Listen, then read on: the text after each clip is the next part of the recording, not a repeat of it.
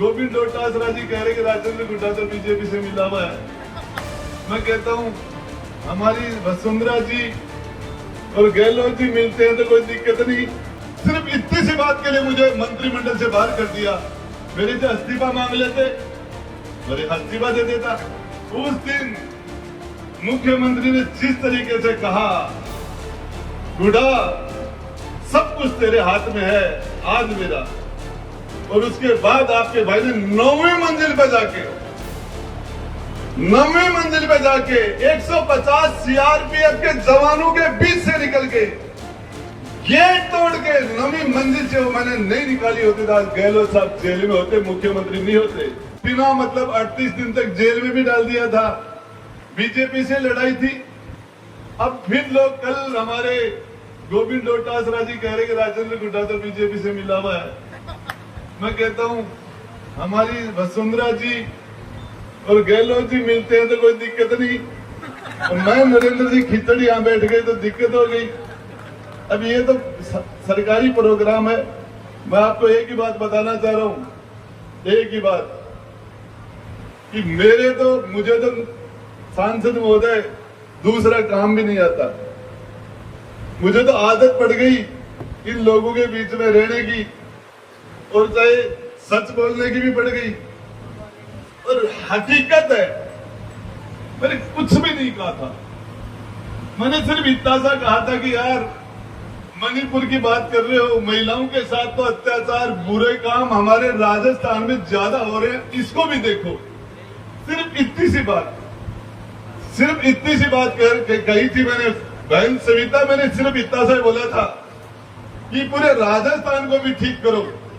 हमारी माता बहनों के साथ यहाँ जो अत्याचार हो रहे हैं, दुष्कर्म हो रहे हैं, अपने गिरिबान में झांको। सिर्फ इतनी सी बात के लिए मुझे मंत्रिमंडल से बाहर कर दिया। मेरे से इस्तीफा मांग लेते, मेरे इस्तीफा दे देता। मुझे बुला के नोटिस देते, पूछते सीधा। अरे जज भी पूछता है, सबसे पहले मुकदमा चलता है तो मुकदमा पुलिस में दर्ज होता है।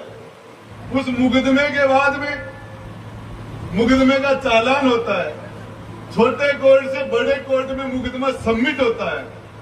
फिर उस मुकदमे के बाद चार्ज लगता है, फिर उसमें गवाह लगते हैं, फिर उसके अंदर सफाई के गवाह लगते हैं, फिर उसमें मुलजिम बयान होते हैं, फिर उसमें आमने सामने वकीलों की बहस होती है। उसके बाद जज फैसला करता है और उस मुकदमे की भी अपील हो जाती है। मुझे तो सीधा ही उड़ा दिया, एक सेकंड में राजेंद्र गुड्डा बर्खास्त। अरे राजेंद्र गुड्डा नहीं होता मुख्यमंत्री जी, आप जेल में होते। ये राजेंद्र गुड्डा ने वो डायरी नहीं निकाली होती।